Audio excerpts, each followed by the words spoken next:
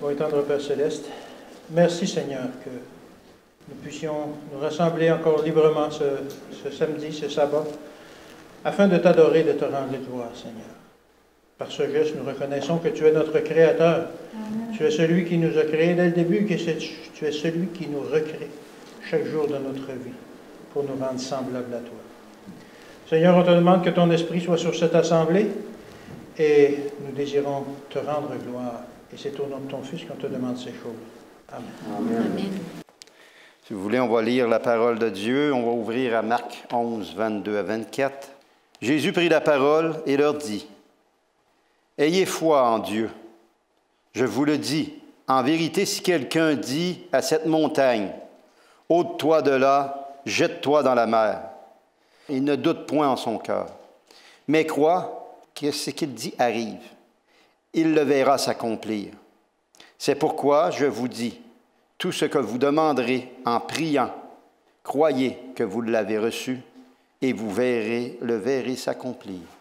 Que la parole de l'Éternel soit bénie. Est-ce que ça vous est déjà arrivé, en roulant sur une autoroute, de vous apercevoir que la route passait littéralement entre deux montagnes, qu'il avait tranché une montagne pour justement pouvoir faire passer la route à travers cette montagne-là? Il y a justement une place où, sur l'autoroute de la Beauce, quand on va à Québec, à Notre-Dame-des-Pins, où on voit que, justement, ils ont tranché littéralement la montagne. Et on se demande comment ils ont fait pour transporter la montagne comme ça. On sait très bien qu'aujourd'hui, avec les machineries qu'ils ont, avec les explosifs et tout ça, c'est possible. Et les ouvriers réussissent à déplacer des montagnes. Mais comment est-ce qu'on peut faire pour déplacer une montagne sans avoir de machinerie lourde, sans disposer de bulldozers et de pelles comme on a aujourd'hui? C'est ce qu'on va voir dans notre message d'aujourd'hui. Alors un jour, Jésus a eu faim. Lui et ses disciples qui le suivaient, il n'y avait pas des cuisiniers attitrés qui les accompagnaient chaque jour pour leur préparer des repas. Il n'y avait pas emmené de provisions de pain non plus. C'est sûr que Jésus aurait pu multiplier les pains. Il l'avait déjà fait, mais il n'y avait même pas de pain pour les multiplier. Il n'y avait pas non plus d'IGA non plus dans le coin ou d'épicerie où ils pouvaient aller faire une commande d'épicerie pour leur repas.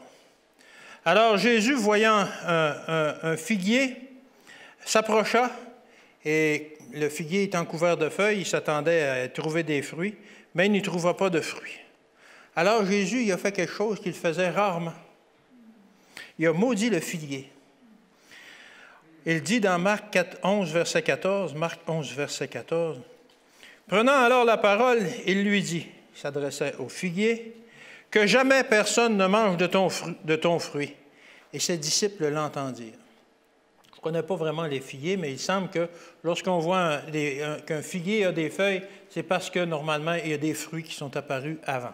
Alors, il semblerait que c'est comme ça pour un figuier. Alors, Jésus, voyant un figuier en feuilles, il a dit, il y a sûrement des fruits, mais il n'y avait pas de fruits. Alors, le lendemain, alors qu'il passait par là, de nouveau, au verset 20 et 21, on va lire ce qui est arrivé. Le lendemain, le verset 20 et 21. Le matin, en passant, les disciples virent le figuier séché jusqu'aux racines. Pierre, se rappelant ce qui s'était passé, dit à Jésus, « Rabbi, regarde, le figuier que tu as maudit a séché. » Généralement, ce n'est pas comme ça que sèche un arbre. Un bel arbre vert plein de feuilles, normalement, on s'attend que s'il est malade, bien, il y a quelques feuilles qui vont jaunir et après quelques temps, les feuilles vont toutes jaunir, les feuilles vont tomber et le bois va se dessécher. Ça peut prendre 6 mois à 1 an avant qu'un arbre meure complètement comme ça. Mais durant la nuit, l'arbre s'est complètement desséché jusqu'aux racines. Et Pierre a été surpris un peu de ça. Je ne sais pas ce qui étonnait le plus Pierre, que Jésus ait maudit le figuier. Ce n'est pas dans les habitudes de Jésus de maudire un arbre ou quelque chose, ou qu'il soit maintenant complètement desséché, ou c'était les deux, mais effectivement qu'il s'est aperçu qu'il y a quelque chose de spécial qui s'était passé. Quelle est donc la puissance? Quelle est donc cette puissance qui fait que quand tu parles, peut-être qu'il a dit à Jésus, quelle est cette puissance qui fait que quand tu parles, la chose arrive comme ça? Mais Jésus en profita pour leur donner une leçon sur la foi. Il a dit, OK, on va discuter de ce phénomène qui est arrivé. Marc 11, versets 22-24.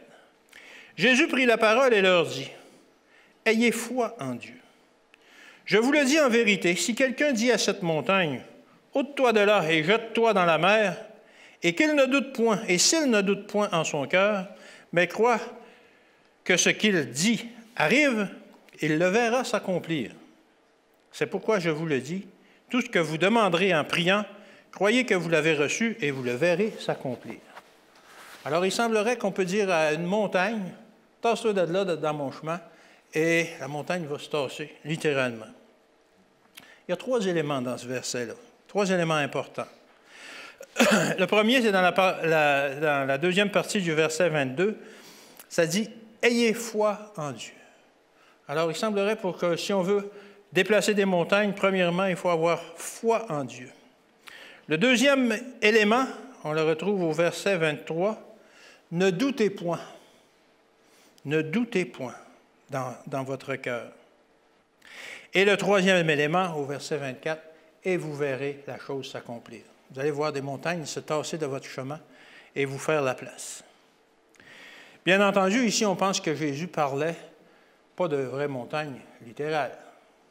C'est dur à tasser une montagne. Mais on penserait qu'il parlait comme d'une métaphore.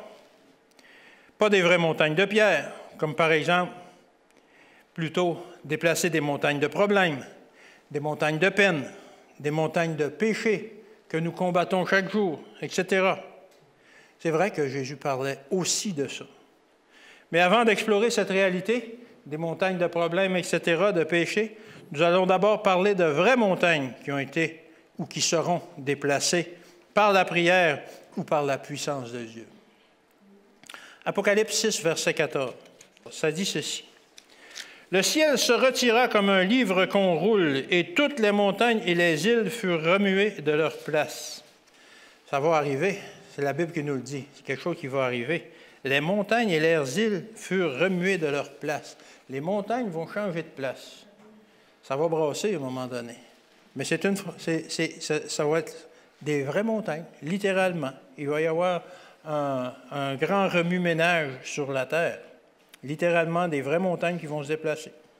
Apocalypse 8, au verset 8. Le second ange sonna de la trompette, et quelque chose comme une grande montagne embrasée par le feu fut jetée dans la mer, et le tiers de la mer devint du sang. Alors, effectivement, qu'à un moment donné, il y a une montagne, littéralement, semblable quelque chose comme une montagne embrasée par le feu, qui va tomber dans la mer. Alors, ça va arriver, des montagnes qui se déplacent. Vous connaissez l'expérience d'Élie. Élie qui était découragé, malgré le succès de la mission qu'il avait accomplie, il était découragé, il s'était réfugié dans une grotte sur la montagne, là où Dieu l'a retrouvé et a voulu se révéler à lui. On trouve cette histoire dans 1 Roi 19 au verset 11. L'Éternel dit, il s'adresse à Élie, « Sors et tiens-toi dans la montagne devant l'Éternel. » Et voici l'Éternel passa. Et devant l'Éternel, il y eut un vent fort et violent qui déchirait les montagnes et brisait les rochers. L'Éternel n'était pas dans le vent. Et après le vent, ce fut un tremblement de terre. L'Éternel n'était pas dans le tremblement de terre. L'Éternel était dans quoi? Dans un doux murmure qui est venu par après. Mais il semble que littéralement, il y a des vents qui peuvent déchirer les montagnes, déplacer des rochers, etc. Alors nous, des fois, on connaît des vents forts, mais je pense que c'est des vents qui étaient pas mal plus forts que ce que l'on connaît. Mais les montagnes se sont déplacées, les rochers se sont déplacés par la puissance de Dieu. Dans la Bible, souvent Dieu parle au peuple du haut d'une montagne. Sur le mont des Oliviers, Jésus a parlé de son retour, qu'il allait un jour revenir. Lorsqu'il est monté au ciel, littéralement, ils étaient sur une montagne. Du haut du mont Sinaï, Dieu a parlé au peuple hébreu. Et cette fois-là, la montagne a vraiment tremblé. La montagne s'est déplacée, ça tremblait. Il y avait des éclairs, il y avait du tonnerre. Et c'était incroyable, à un point tel que le peuple a dit à Moïse, dit à Dieu qu'il ne s'adresse pas à nous directement. Là. Tu nous feras le message, toi, là, parce que c'est trop impressionnant. Effectivement, la montagne tremblait. Alors, des montagnes, ça se déplace. Sous la puissance de Dieu, par la puissance de Dieu. Mais revenons au figuier qui avait été maudit. Pourquoi est-ce que Jésus a-t-il maudit le figuier? Alors, le figuier est souvent utilisé dans la Bible comme symbole représentant la nation d'Israël. J'imagine que Jésus a voulu enseigner que ce que serait le futur d'Israël si le peuple ne changeait pas son comportement. Et effectivement, on utilise aujourd'hui cette histoire comme étant une illustration de ce qui est arrivé au peuple d'Israël. Malheureusement, à ce moment-là, Israël arrive à un tournant de son histoire. Nous sommes à la fin du temps alloué par la prophétie des 70 semaines. Il reste que quelques années pour, justement, l'accomplissement final des 70 semaines. Et Dieu donne une dernière chance au peuple et il s'attend qu'il porte du fruit. Dans Jean, au chapitre 15, Jésus dit qu'une branche qui ne porte pas de fruit, qu'est-ce qu'on en fait? On la coupe puis on la jette au feu. Dieu veut que nous portions du fruit dans nos vies. Comme Israël n'a pas porté de fruit, il n'en portera plus jamais. Il n'est plus la nation qui est sur cette terre pour représenter Dieu. Il a perdu cette mission. Cette mission a été donnée à un autre peuple, dont nous faisons partie. Alors Jésus, qui disposait de toute la puissance du ciel, par sa seule parole, pouvait faire sécher un figuier d'un jour à l'autre, du jour au lendemain. Jésus sur terre est aussi disponible, cette puissance que Jésus avait sur terre est aussi disponible pour nous aujourd'hui. Il a d'ailleurs promis que nous pourrions faire les mêmes choses que lui a faites, et même plus encore. Dans Jean 14, au verset 12, il nous dit ceci, « En vérité, je vous le dis, celui qui croit en moi fera aussi les œuvres que je fais. » Fera aussi. Lui aussi va faire les œuvres que je fais, celui qui croit en moi. « Et il en fera de plus grandes, parce que je m'en vais au Père. » Alors, il semblerait qu'on pourrait, si on le voulait, faire les mêmes œuvres que Jésus a faites sur terre. Jésus a multiplié les pains. Les apôtres ont multiplié les pains. Jésus a guéri les malades. Les apôtres ont guéri des malades. Jésus a ressuscité des morts. Les apôtres l'ont fait aussi. Alors, cette même puissance qui animait Jésus et qui animait les apôtres par la suite est aussi disponible pour nous. Alors, si Jésus dit qu'il pouvait déplacer des montagnes, nous aussi, on devrait être capable de déplacer des montagnes. Ça doit être vrai. Alors, ce matin, on va voir quelques éléments, des éléments essentiels qui, s'ils sont respectés, vont nous permettre de faire bouger des montagnes. Vous aimeriez faire bouger des montagnes? Amen, hein? Je pense qu'on a beaucoup de montagnes qu'on aimerait faire bouger à l'occasion. Alors, le premier de ces éléments, c'est la prière. C'est la prière. Jésus nous dit que nous devons prier si nous voulons voir des choses arriver. Jésus lui-même s'adonnait régulièrement à cette activité. Entre autres, dans Marc 6, au verset 46, ça nous dit ceci.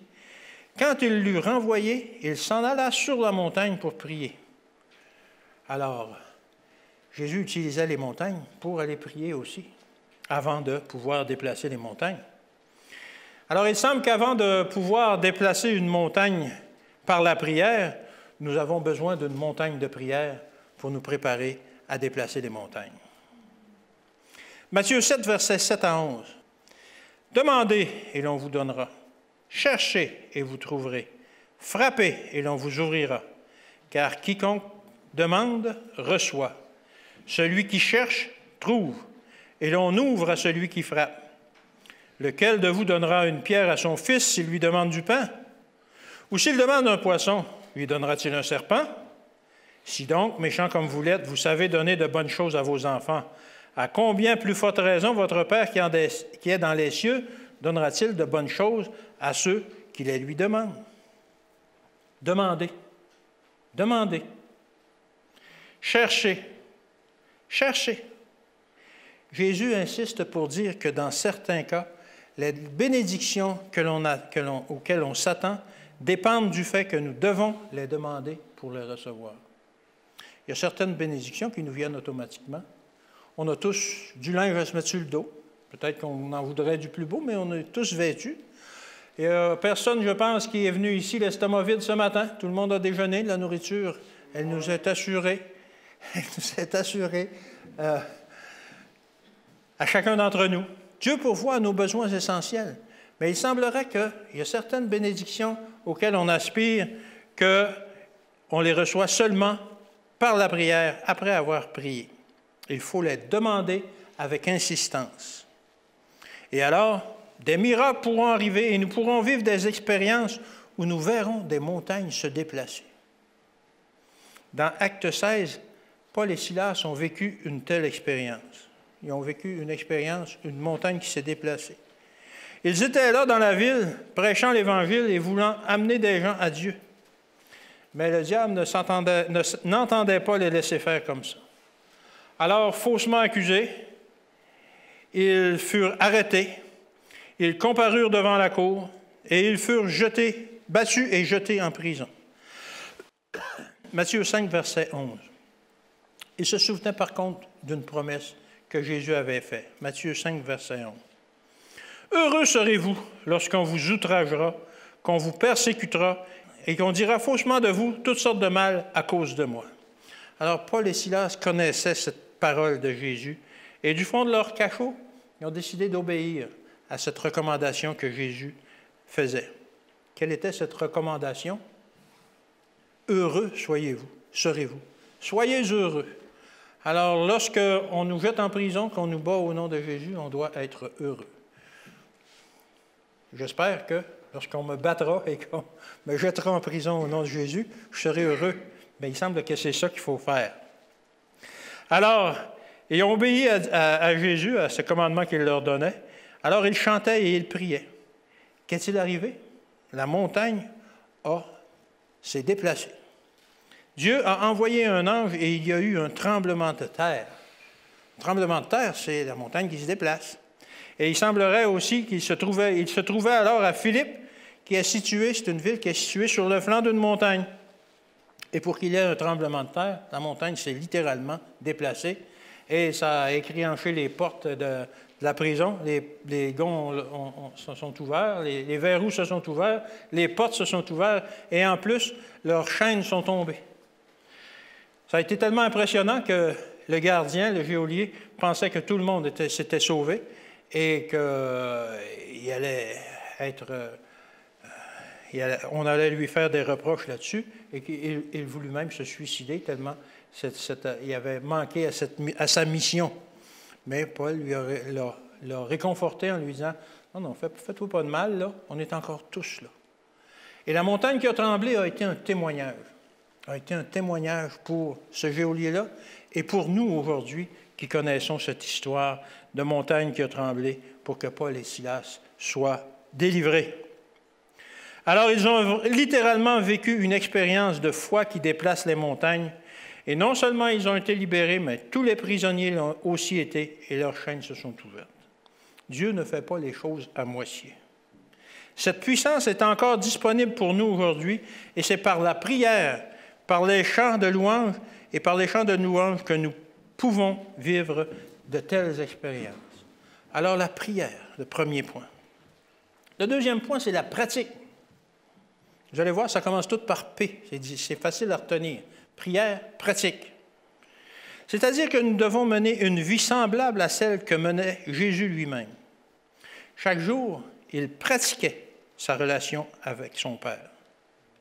Quelque chose qui m'a impressionné lorsque j'ai lu à un moment donné dans l'Esprit de prophétie, je ne pourrais pas vous donner la citation par cœur, mais elle disait que Jésus, chaque matin, se levait en se confiant uniquement au Saint-Esprit pour le guider dans la journée. Franchement, Jésus, ce n'est pas n'importe qui. Il me semble que Jésus, il aurait dû savoir qu'est-ce qu'il y avait à faire cette journée-là.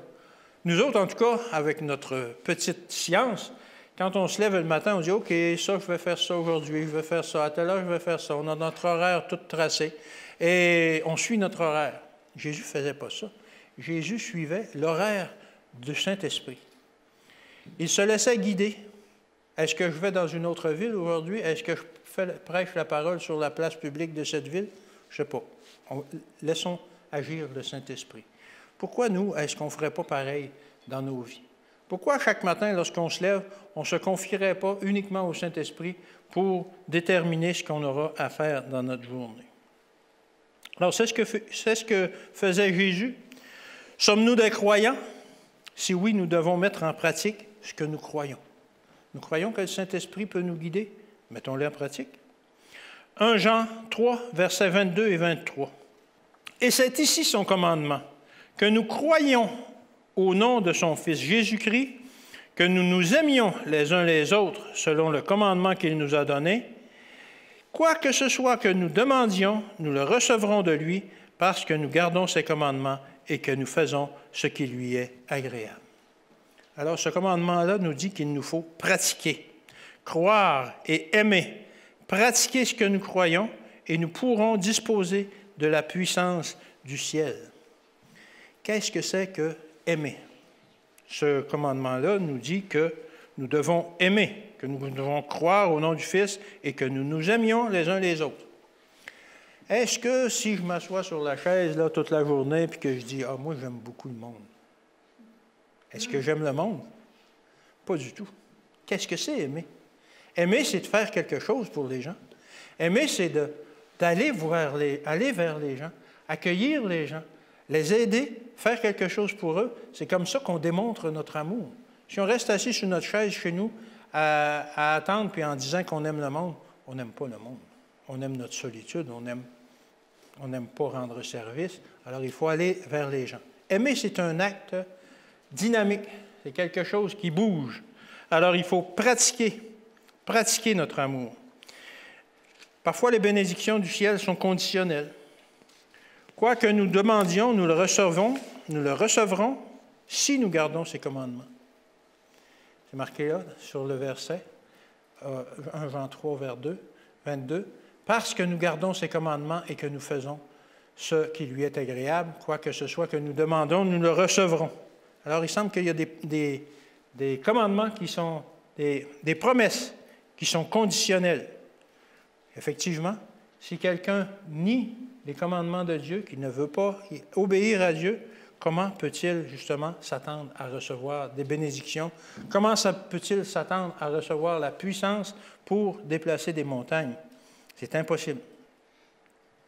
1 Jean 1, verset 7.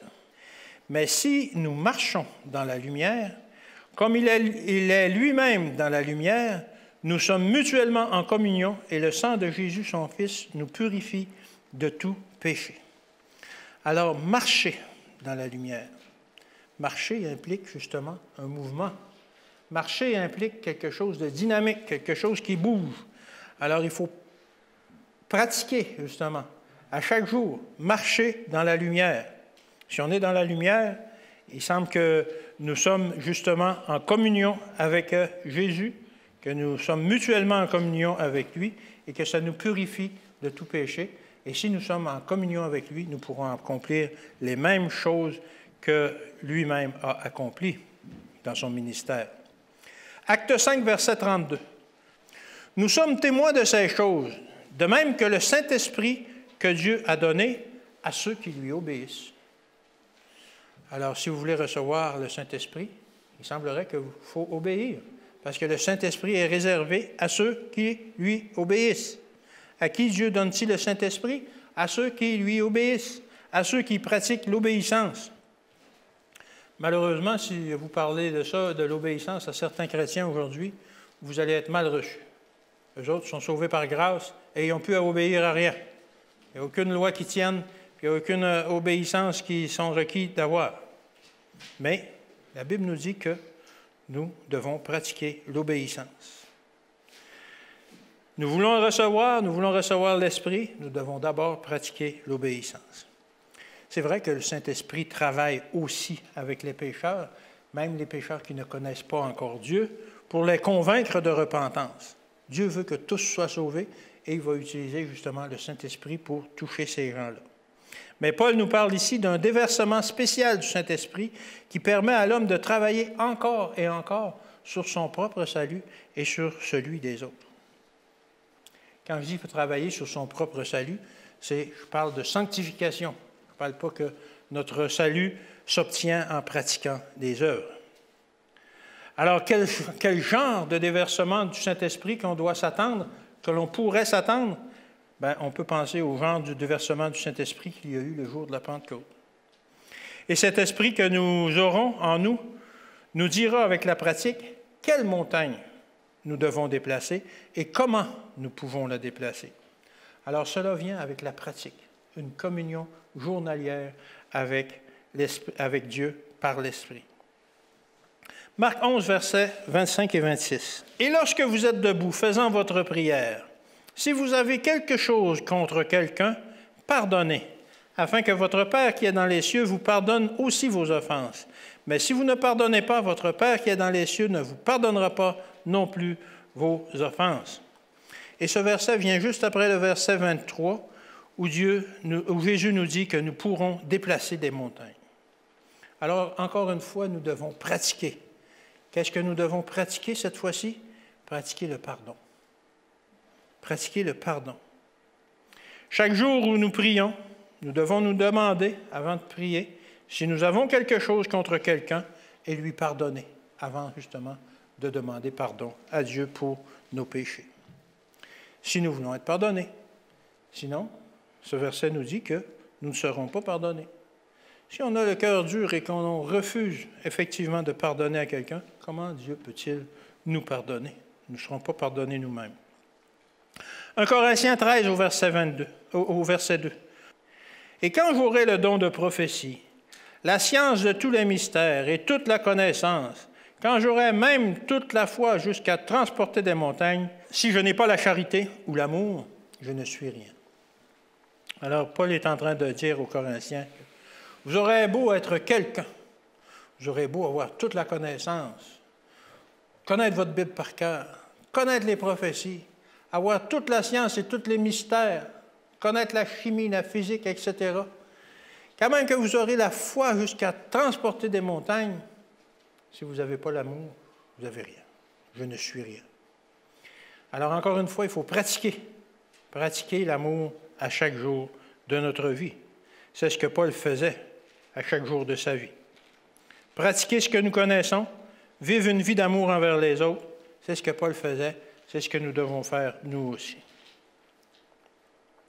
Parfois, malheureusement ou heureusement, nous allons avoir des montagnes à déplacer que Dieu lui-même a mis sur notre chemin, pour voir si on va avoir la patience, si on va avoir la persistance et si on va pouvoir utiliser la prière pour qu'il nous aide finalement à déplacer ces montagnes.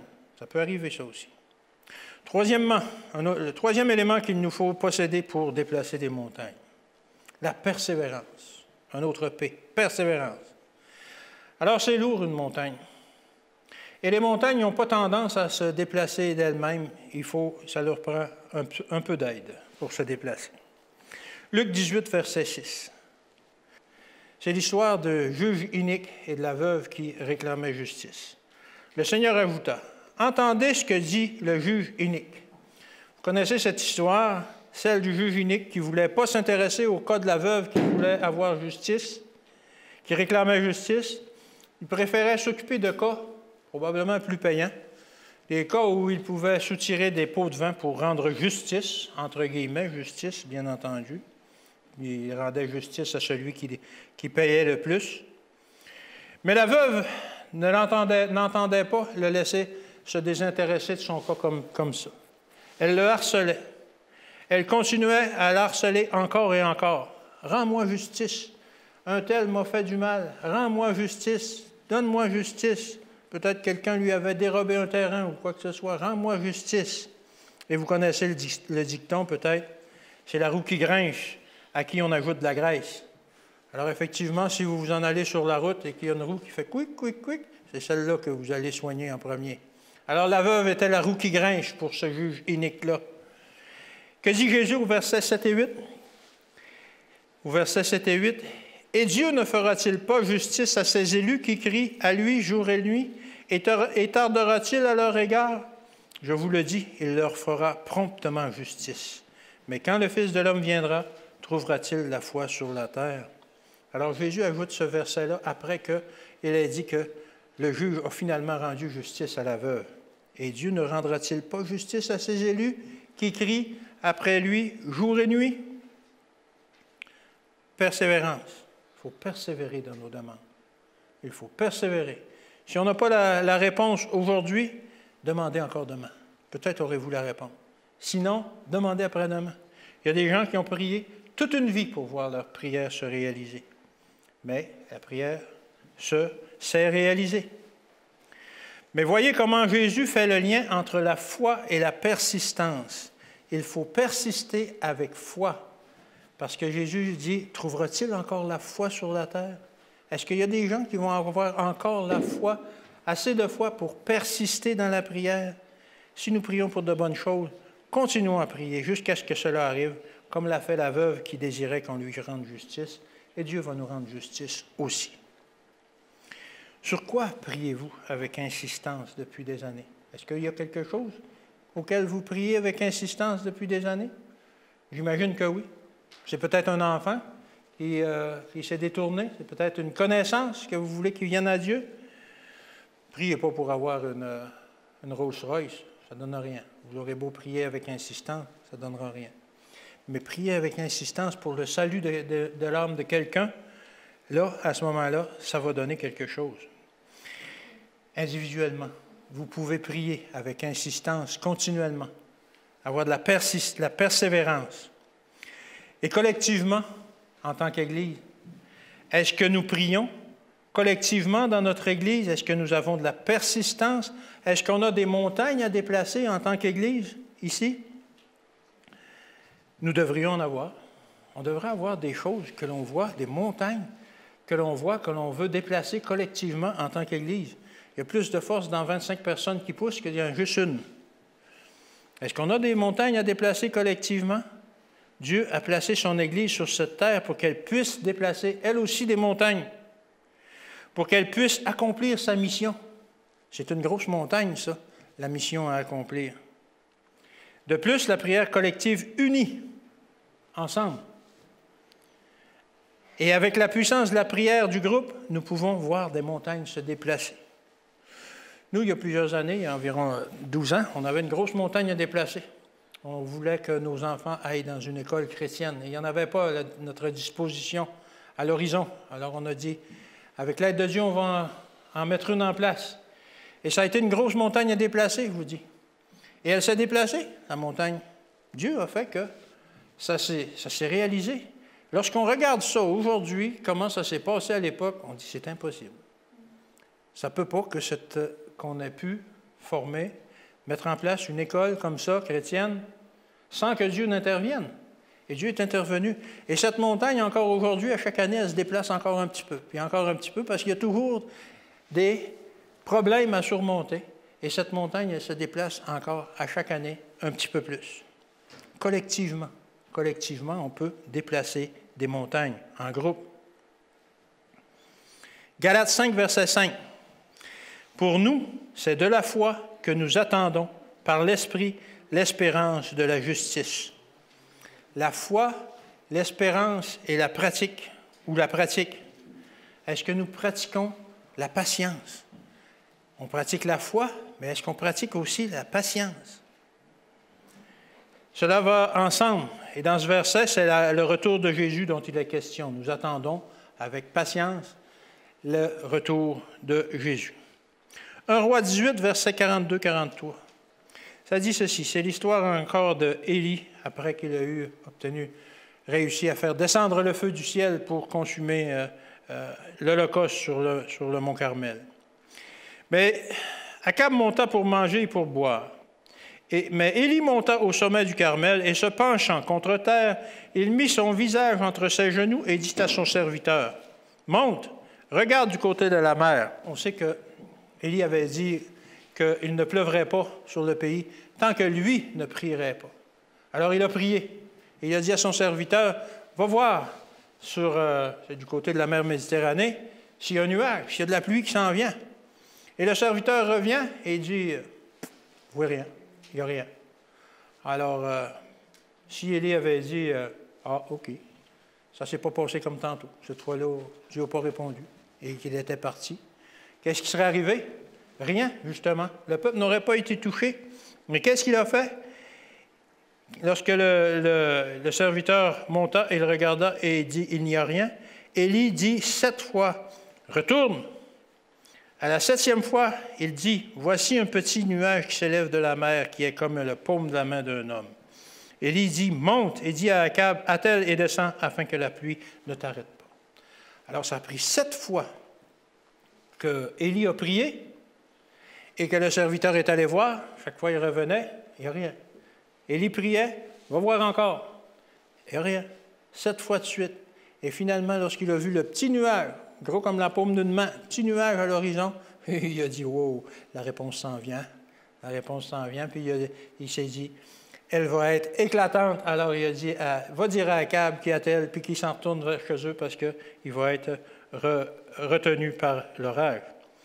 Élie dut attendre et persévérer. L'attente, la persévérance ou la pratique, je pense que parfois Dieu teste notre persévérance pour savoir, en nous faisant attendre un peu, pour savoir justement si on a de la persévérance dans notre vie chrétienne. Quatrièmement, le 4e élément donc, que ça nous prend pour pouvoir déplacer des montagnes, c'est les promesses. 2 Pierre 1, versets 3 et 4. Comme sa divine puissance nous a donné tout ce qui contribue à la vie et à la piété au moyen de la connaissance de celui qui nous a appelés par sa propre gloire et sa vertu, ça c'est une phrase de Paul qui n'en finit plus, lesquels nous assurent de sa part la plus grande et les plus précieuses promesses, afin que par elles vous deveniez participants de la nature divine, en fuyant la corruption qui existe dans le monde par la convoitise. Alors, la Bible est pleine de promesses que Dieu a faites à l'homme. Lorsque j'ai rédigé cette prédication, j'ai fouillé sur Internet pour trouver quelques promesses de Dieu, de la Bible, qui se retrouvent dans la Bible, et j'ai trouvé un recueil où il y avait des promesses selon les lettres de l'alphabet. Alors, A, B, C, etc., etc. Et je ne les ai pas toutes retenues, mais je me suis rendu à la lettre Y pour savoir s'il y avait vraiment une promesse qui commençait par Y, et il y en a une. Je ne me souviens pas c'est quelle, mais il y a des promesses pour toutes les occasions dans la Bible, pour toutes les circonstances, pour toutes les émotions que l'on vit, etc., etc. Il y a des promesses pour toutes les occasions de notre vie. Pourquoi ne pas apprendre par cœur celles qui sont pour nous et de prier pour les obtenir et d'attendre le moment où elles se réaliseront? Prier, attendre, pratiquer et les promesses. Les promesses de Dieu peuvent transporter des montagnes. C'est ce qu'il nous dit. 2 Rois 2, versets 9 à 14. C'est encore un peu l'histoire d'Élie. Un peu plus tard, lorsqu'ils eurent passé, on parle ici du Jourdain, ils ont traversé le Jourdain, où Élie avait frappé les eaux de son manteau, le Jourdain s'était ouvert et ils avaient traversé. Élie dit à Élisée, « Demande ce que tu veux que je fasse pour toi, avant que je sois enlevé d'avec toi. » Alors Élie semble qu'il savait que son temps achevait sur la terre et qu'il serait enlevé. Alors il dit, « Demande ce que tu veux. Qu'est-ce que je peux faire pour toi avant que je sois enlevé? » Élisée répondit, « Ben, qu'il y ait sur moi, je te prie, une double portion de ton esprit. » Alors, il en voulait, lui. Il voulait de son esprit. Il voulait de l'esprit. Élie dit, « Oh, tu demandes une chose difficile. Mais si tu me vois pendant que je serai enlevé d'avec toi, cela t'arrivera aussi. » Alors, c'est une promesse. C'est une promesse qu'il faisait là. Si tu me vois, durant que je serai enlevé, ça va t'arriver aussi. Si j'avais été à la place d'Élisée, moi, je pense que j'aurais suivi Élie comme un petit chien de poche, toujours en arrière, puis je ne l'aurais pas quitté des yeux, justement pour être sûr de le voir, pour obtenir la promesse. Comme il continuait à marcher en parlant, voici un char de feu et des chevaux de feu les séparèrent l'un de l'autre, et Élie monta au ciel dans un tourbillon. Élisée regardait. Élisée l'a vu et criait, « Mon père, char d'Israël et sa cavalerie », et il ne le vit plus. Saisissant alors ses vêtements, il les déchira en 2 morceaux, et il releva le manteau d'Élie qu'Élie avait laissé tomber. Puis il retourna vers le Jourdain, et s'arrêta au bord du Jourdain. Il prit le manteau qu'Élie avait laissé tomber, et il en frappa les os. Et il dit, « Où est l'Éternel, le Dieu d'Élie? » En voulant dire, est-ce que j'ai obtenu la double portion d'esprit qu'avait Élie? Où est l'Éternel, le Dieu d'Élie? Lui aussi, il frappa les os qui se partagèrent ça et là, et Élisée passa. Alors Élisée avait, par sa persistance, obtenu la promesse qu'il demandait, c'est-à-dire d'obtenir la double portion de l'esprit qu'Élie avait lui-même. Alors, après cette promesse du prophète, c'est sûr qu'il n'a pas détourné ses regards d'Élie. Sûrement pas, il devait le surveiller constamment. De toute façon, la seule façon d'obtenir une promesse que l'on a dans la Bible, c'est justement de fixer son regard, pas sur Élie, mais sur Jésus. Continuellement. Fixer son regard sur Jésus et on va le regarder agir, on va le voir agir. Alors, Élisée n'a pas déplacé une montagne, mais il a déplacé une rivière, quand même. C'est pas mal non plus. 2 Corinthiens 1, verset 10. « Car pour ce qui concerne toutes les promesses de Dieu, c'est en lui qu'est le oui, en lui, en Jésus. C'est pourquoi encore l'Amen qui est prononcé par nous à la gloire de Dieu. » Alors, c'est par le nom de Jésus que l'on doit demander la puissance pour obtenir les promesses. C'est en lui qu'est le oui. Déplacer une montagne? Oui. Il est prêt à nous dire oui. Et nous, on a dit jusqu'à dire Amen, parce que ça va se réaliser. Au nom de Jésus, oui, c'est possible. 1 Jean 5, verset 14. 1 Jean 5, verset 14. Nous avons auprès de lui cette assurance que si nous demandons quelque chose selon sa volonté, il nous écoute. Et si nous savons qu'il nous écoute, quelque chose que nous demandions, nous savons que nous possédons la chose que nous lui avons demandée. Alors, il faut savoir que nous devons demander selon sa volonté. On ne peut pas demander à déplacer n'importe quelle montagne, parce que certaines montagnes risqueraient de se déplacer et de tomber sur nous autres. Alors, il faut être sage et savoir ce qu'on demande, ce soit selon la volonté de Dieu. Il faut que cela soit en accord avec sa volonté. Cinquièmement, un autre P, proclamer. Proclamer notre foi avant de la mettre à l'épreuve. Qu'est-ce que ça veut dire? Marc 11, verset 23. « Je vous le dis en vérité, si quelqu'un dit à cette montagne, « ôte-toi de là et jette-toi dans la mer », et s'il ne doute point dans son cœur, mais qu'il croit que ce qu'il dit arrive, il le verra s'accomplir. » Alors, qui a dit à cette montagne de se jeter à la mer? C'est quelqu'un? Si quelqu'un dit. On n'a pas demandé à Dieu, dis donc à cette montagne-là qu'elle se jette à la mer. Dieu veut que l'on s'implique, que l'on soit quelqu'un qui proclame notre foi, qui dise, OK, je vais dire à cette montagne-là qu'elle se jette à la mer. Dire ça au monde, dire ça aux gens qui nous entourent. Je ne parle pas d'une montagne littérale. Est-ce qu'il y a une montagne qui vous écrase, un péché qui vous écrase, une peine qui vous écrase? Bien, dites aux gens, je vais dire à cette montagne-là, ôte-toi de là, puis jette-toi à la mer, et elle va se jeter. Et lorsqu'elle se sera jetée à la mer, ça va être un témoignage que, justement, on a un vrai Dieu. Justement, 1 Samuel 17 au verset 45. 1 Samuel 17, verset 45. David dit aux Philistins, « Tu marches contre moi avec l'épée, la lance et le javelot, et moi je marche contre toi au nom de l'Éternel des armées, du Dieu de l'armée d'Israël que tu as insulté. » David proclamait la situation qui était présente et comment il allait résoudre cette situation. David avait confiance qu'avec l'aide de Dieu, il pouvait faire tomber cette montagne. « Je marche contre toi au nom de l'Éternel des armées. » Et il n'a pas hésité à le défier lui-même.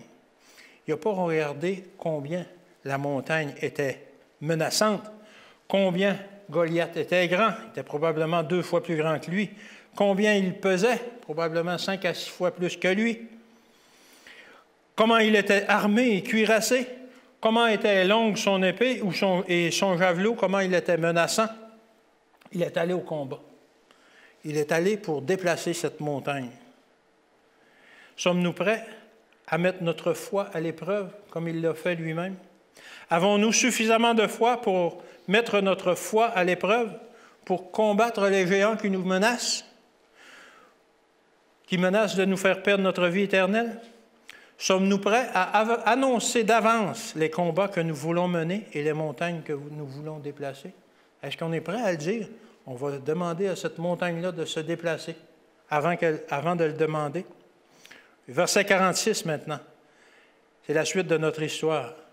Aujourd'hui, l'Éternel te livrera entre mes mains. Aujourd'hui, la montagne, elle va se déplacer. Je t'abattrai, je te couperai la tête. Aujourd'hui, je donnerai le cadavre du camp des Philistins aux oiseaux du ciel et aux animaux de la terre. Et toute la terre saura qu'Israël a un Dieu. Ce que faisait David, il le faisait par Dieu et il le faisait pour Dieu. Toute la terre saura qu'Israël a un Dieu. Et aujourd'hui, toute la terre sait qu'Israël avait un Dieu à ce moment-là, au temps de David. Est-ce que toute la terre, ou du moins votre entourage, sait que vous avez un Dieu? Est-ce que toute la terre ou notre entourage sait que nous avons un Dieu? Est-ce que notre vie manifeste la puissance de Dieu en nous, à travers nous? Verset 47. Et toute cette multitude saura que ce n'est ni par l'épée, ni par la lance que l'Éternel sauve, car la victoire appartient à l'Éternel. Et il vous livre entre nos mains. Non seulement David a terrassé Goliath, il a tassé la montagne, mais il l'a annoncé d'avance. Avons-nous assez d'audace pour proclamer, pour annoncer que nous désirons que Dieu déplace une ou des montagnes pour nous avant qu'il ne le fasse? Est-ce qu'on a assez d'audace pour prier, pour dire, pour proclamer ça? Avons-nous assez d'audace et de foi pour annoncer à la terre entière que Dieu déplacera des montagnes dans notre vie? Quelles sont les montagnes qui bordent notre chemin? Avons-nous assez de foi pour dire à la terre entière que ces montagnes vont être déplacées par la puissance de Dieu de devant nous? C'est facile de dire à quelqu'un, « Ah, j'ai prié pour telle chose et Dieu a répondu à ma prière. » après que la réponse a été accordée. C'est peut-être plus difficile de dire à quelqu'un que nous prions pour qu'une montagne soit déplacée et que lorsque la chose arrive, c'est d'autant plus un témoignage touchant pour la personne qui savait que l'on priait pour que cette montagne soit déplacée, surtout si cette montagne touche la personne à laquelle on a dit qu'on priait. Alors voici donc quelques éléments que nous devons nécessairement pratiquer pour arriver à déplacer des montagnes. Nous pouvons les pratiquer dans l'ordre ou dans le désordre que je les ai énumérés, ou dans un autre ordre, mais ils sont faciles à retenir. Prière, pratique, persévérance, promesse, proclamation. Alors, en fait, il s'agit simplement de mener une vie en relation intime avec notre Sauveur. Et par la foi, chacun pourra déplacer des montagnes, que ce soit individuellement ou collectivement. C'est mon choix et ma prière pour chacun d'entre nous. Oui, Seigneur, tu inondes ma vie de vagues d'amour. Oui, Seigneur, je suis conscient de tout ce que tu fais pour moi, pour nous, pour cette Église. Alors, fais, Seigneur, que l'on puisse pratiquer justement une foi qui peut déplacer les montagnes. Que nous puissions utiliser la prière, la pratique, la persévérance, la promesse et la proclamation. Seigneur, j'invite tous les gens ce matin à proclamer leur foi devant leur entourage, devant le monde entier, et de dire, comme le dit David, nous avons un Dieu puissant que nous servons, et c'est par sa puissance que nous verrons se réaliser ses promesses. Seigneur, je te demande de bénir ces gens, de les raccompagner chez eux, que la puissance de ton esprit les accompagne au cours de la semaine. Et c'est au nom de ton Fils qu'on te demande ces choses. Amen.